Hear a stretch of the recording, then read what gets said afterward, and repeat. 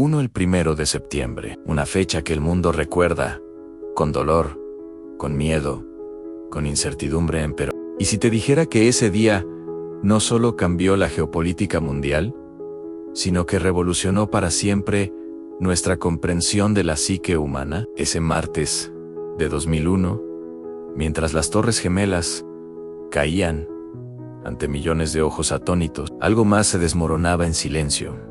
Las certezas que teníamos sobre cómo funciona la mente bajo trauma extremo, sobre cómo procesamos el horror colectivo, sobre cómo el cerebro humano decide entre el pánico y la acción en cuestión de segundos. Los psicólogos del mundo entero observaron algo que nunca antes habían visto a tal escala: un experimento involuntario de la psicología del miedo, del duelo masivo, de la resiliencia humana llevada al límite. Y lo que descubrieron cambió cada libro de texto, cada terapia, cada teoría sobre quiénes somos realmente cuando el mundo se desmorona. Porque ese día, la mente humana se reveló de formas que la ciencia nunca imaginó posibles. Si te interesa descubrir los secretos de la mente humana y sus emociones ocultas, suscríbete ahora a Yunoya para no perderte ninguno de nuestros videos. Lo que estás a punto de aprender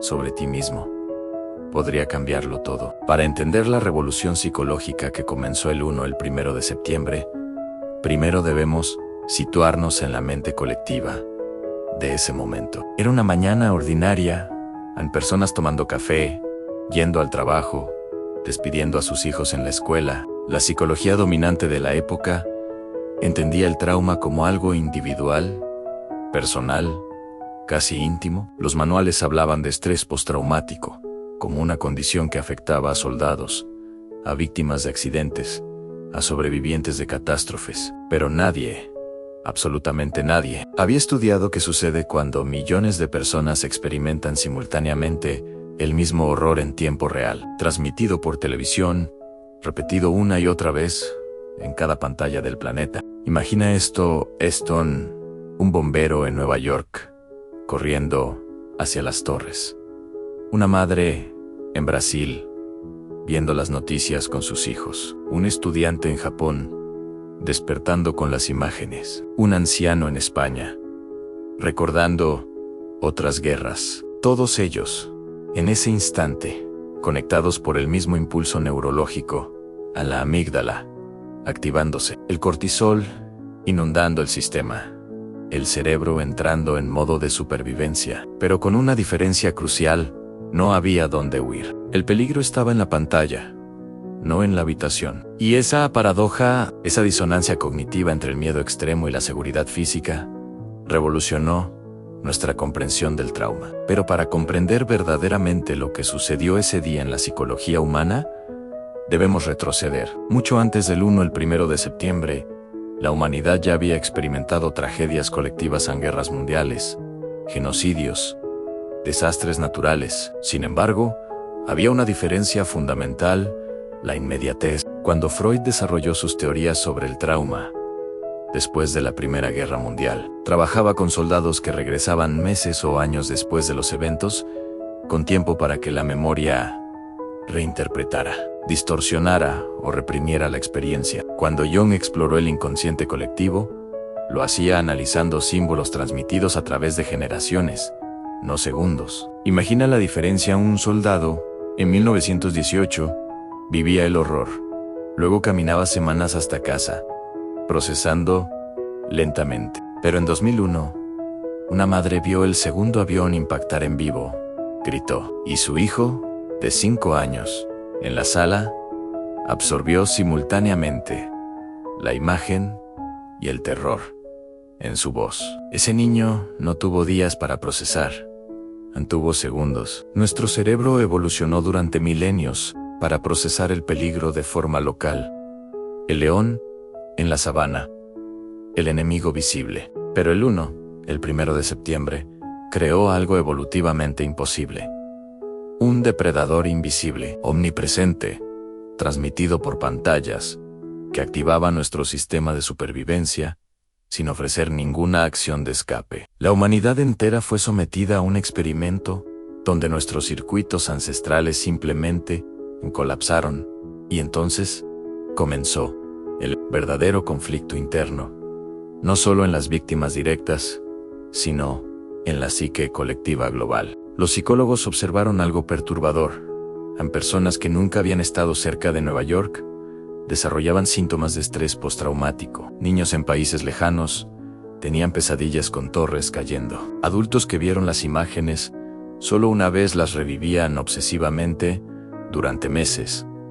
¿Cómo era posible? La respuesta estaba en algo que la psicología apenas comenzaba a comprender: el trauma vicario, la capacidad del cerebro humano de experimentar el dolor ajeno como propio. Pero había más en algo más oscuro, más complejo. Mientras el mundo lloraba, los medios de comunicación repetían las imágenes una y otra vez: el avión impactando, los cuerpos cayendo, las torres colapsando. Y cada repetición era como reabrir una herida que nunca terminaba de cerrarse. El cerebro humano, ese órgano maravilloso diseñado para protegernos, comenzó a traicionarnos. La corteza prefrontal, responsable de la razón y el análisis, quedaba paralizada. La amígdala, nuestro centro del miedo, se volvía hiperactiva. Y en medio de ese caos neurológico, surgía una pregunta devastadora: ¿estamos realmente seguros en algún lugar? El mundo entero se volvió, psicológicamente hablando, una zona de guerra. Y la batalla más cruel se libraba dentro de nuestras propias mentes. Pero fue precisamente en ese abismo de miedo y confusión donde los psicólogos hicieron un descubrimiento revolucionario. Algo que cambiaría para siempre nuestra comprensión de la mente humana. Mientras estudiaban a los sobrevivientes directos, a los primeros respondientes, a los millones de testigos remotos, notaron un patrón inesperado. La resiliencia no surgía del olvido ni de la negación, sino de la conexión. Las personas que mejor procesaron el trauma no fueron aquellas que intentaron superarlo rápido o ser fuertes, sino aquellas que se permitieron sentir, hablar, compartir su dolor con otros. El 1 de septiembre reveló una verdad fundamental sobre la psicología humana que habíamos pasado por alto durante décadas. El trauma colectivo requiere sanación colectiva. El cerebro humano no está diseñado para sufrir en soledad, está diseñado para buscar consuelo en la tribu. Y cuando millones de personas comenzaron a hablar, a llorar juntas, a abrazarse aunque fueran extraños, algo extraordinario sucedió a nivel neurológico. A la oxitocina, la hormona del vínculo social, comenzó a contrarrestar el cortisol del estrés. El simple acto de no estar solos en el dolor activaba circuitos cerebrales de sanación que la medicina y la psicología apenas estaban comenzando a mapear. Esto no era solo teoría, era la mente humana mostrando su capacidad más profunda de transformar el horror en conexión, el miedo en empatía, la tragedia en evolução. La parte 1 do roteiro está completa, com 5 blocos iniciais que estabelecem o gancho emocional, o contexto histórico-psicológico, a origem do padrão traumático, o conflito interno vivido pela humanidade e o primeiro insight revolucionário sobre resiliência y conexión humana. Pero la verdadera revolución psicológica aún no había llegado a su punto culminante. En los días, semanas y meses siguientes al 1 de septiembre, los psicólogos observaron algo que desafió cada teoría existente sobre el trauma en una bifurcación en la respuesta humana. Por un lado, millones desarrollaron ansiedad crónica, fobias a volar, hipervigilancia constante. Pero por otro lado,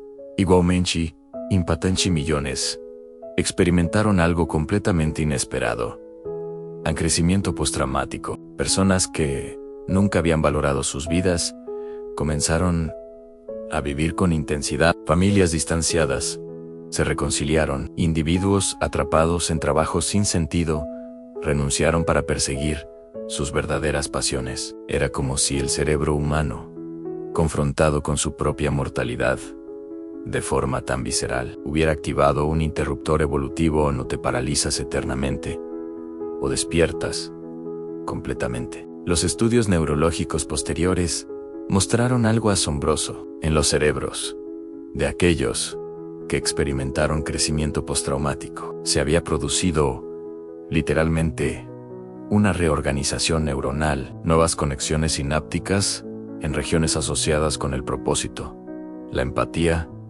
y la conciencia existencial. El trauma más grande de la era moderna estaba demostrando que el cerebro humano no solo puede sobrevivir al horror, puede evolucionar a través de él. Pero esta evolución tenía un precio devastador, y no todos podían pagarlo. Para comprender esta transformación, debemos recurrir a las grandes mentes de la psicología. Carl Jung habló del proceso de individuación, como el sufrimiento extremo puede forzarnos a confrontar nuestra sombra. Esas partes de nosotros que preferimos ignorar. El 1 de septiembre fue, en términos junguianos, una confrontación colectiva con la sombra de la humanidad, a nuestra capacidad para el odio, pero también para el sacrificio heroico. Viktor Frankl, sobreviviente del Holocausto, nos enseñó que el sufrimiento sin sentido es insoportable, pero el sufrimiento con propósito puede transformarnos. Y esto se vio claramente en un bombero llamado Steven Seager. Al escuchar sobre el ataque, se quitó todo su equipo pesado. Corrió a través del túnel Brooklyn Battery con 27 kilos de equipo en su espalda y subió las torres para salvar vidas. Murió allí, pero su familia transformó ese dolor en la Tunnel to Towers Foundation, que hasta hoy ayuda a miles. Eso es Frankl. En acción, encontrar significado en lo insoportable. La neurociencia moderna confirma esto. El cerebro humano está programado para buscar significado incluso en el caos. La corteza prefrontal no solo procesa el trauma, lo reinterpreta. Lo integra en una narrativa de identidad. Dos personas viven el mismo evento, pero emergen diferentes anguna, atrapada en la pregunta, ¿por qué a mí?